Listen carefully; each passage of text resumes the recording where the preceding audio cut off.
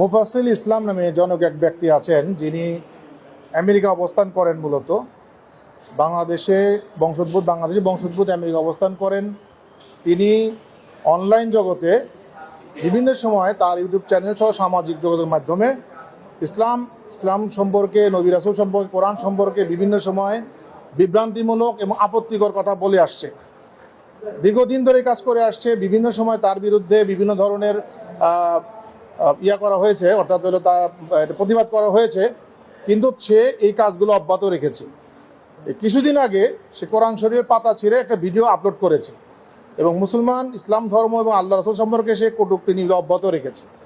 আমরা সম্প্রতি জানতে পেরেছি সে বাংলাদেশে অবস্থান করছে।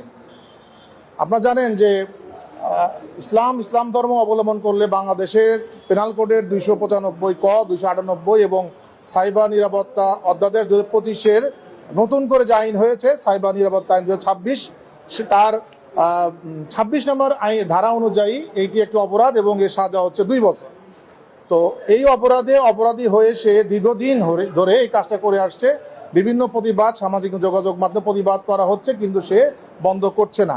যেহেতু সে বাংলাদেশে অবস্থান করছে, এজন্য আমরা বাংলাদেশের স্বরাষ্ট্র দপ্তর এবং আইজিপি মহোদয়কে আমরা একটা লিগ্যাল নোটিশ করেছি যে যেহেতু সে বাংলাদেশে এসেছে, বাংলাদেশে আইন অনুযায়ী অপরাধ করছে এবং নিয়মিত করে যাচ্ছে, এই মুহূর্তে সরকার যদি তাকে আইন অনুযায়ী গ্রেপ্তার এবং তদন্তের আওতায় নিয়ে আসতে পারে, তা আমরা মনে করি যে এই ধরনের অপকর্ম থেকে সে দূরে থাকবে এবং তার সাথে সহযোগিতা করছে এমন যদি কেউ থাকে, দীর্ঘমেয়াদী পরিকল্পনার অংশ যদি হয়ে থাকে, তাহলে সেগুলোও যেন তদন্ত সাপেক্ষে বের হয়ে আসে।